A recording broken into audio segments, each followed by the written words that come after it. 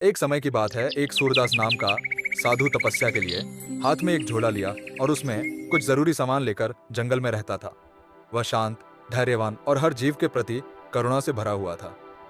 साधु का जीवन केवल तपस्या में समर्पित था। वहीं उसी जंगल में एक डाकू भी रहता था जो लोगों को लूटता और डराता था। एक दिन डाकू ने साधु को देखा और सोचा, यह साधु तो बहुत अमीर लगता है और इसके पास झोला भी है। हो सकता है कि इसमें कुछ पैसे जरूर होंगे। वह साधु के पास गया और उसे धमकी देते हुए कहा, तुम्हारे पास जो कुछ भी है वह मुझे दे दो, वरना तुम्हारी जान ले लूंगा।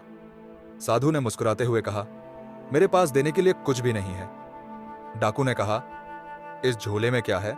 साधु ने कहा, कुछ खाने की चीजें हैं, सब ले लो, लेकिन अगर तुम्हें मेरे प्राण चाहिए तो वे भी ले सकते हो। डाकू को यह सुनकर आश्चर्य हुआ। उसने पूछा, तुम्हें मरने से डर नहीं लगता?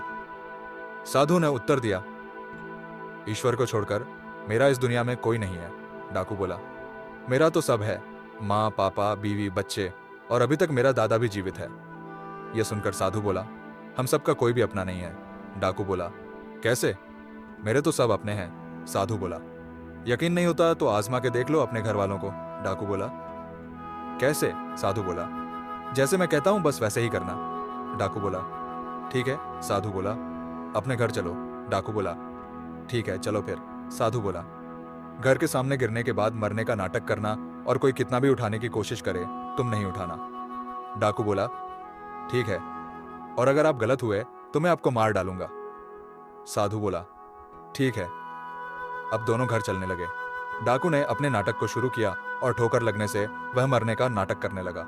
साधु ने उसे अपने कंधे पर उठाया और उसके घर पहुंचे। घर वालों को बोला, यह बाहर गिरा हुआ इस अवस्था में मिला। घर वाले देखकर रोने लगे, ये क्या हो गया, ये क्या हो गया? उसकी बीवी डॉक्टर को बुलाने गई। डॉक्टर आया तो उसे मृत घोषित कर दिया। डॉक्टर भी डाकू और साधु से मिला हुआ था। साधु बोला, मैं इसको जीवित कर सकता हूं। उसकी पत्नी रोती हुई बोलने लगी, बाबा आप ही कुछ कर सकते हैं, मेरे पति को जीवित कर दो, आप जो मांगोगे मैं वह दूंगी। साधु बोला, एक गिलास में पानी ले आओ। उसकी पत्नी पानी लाकर साधु के हाथ में दे देती है। साधु ने ग्लास को हाथ में लेकर कुछ मंत्र पढ़कर फूंका और तमाम घर वालों से कहा, मैंने इसमें एक मंत्र पढ़कर फूंक दिया है, अब जो इस पानी को पी लेगा वह मर जाएगा और यह जीवित हो जाएगा। यह कहकर पानी का गिलास उसकी पत्नी के हाथ में दे दिया। डाकू की मां बोली, बेटी तुम पी लो, अपने पति के लिए अपना जान तो दे सकती हो ना। उसकी पत्नी बोली, दादाजी को दे दीजिए, वैसे भी उनकी उम्र हो गई है। दादा बोले, मैं नहीं पीऊंगा, मेरी उम्र अभी और है। ऐसा करते करते घर में किसी ने उस पानी को नहीं पिया। डाकू की मां बोली, साधु जी आप पी लीजिए, मैं आपके संतान को अपनी पूरी संपत्ति दे दूंगी। साधु ने पानी को पिया और कहा, बेटा उठ जाओ। डाकू उठकर खड़ा हुआ। साधु बोला, देख लिया, कोई भी अपना नहीं है इस दुनिया में। डाकू बोला, हाँ साधु जी, मान गया, सही में इस दुनिया में कोई अपना नहीं है सिवाय ईश्वर के।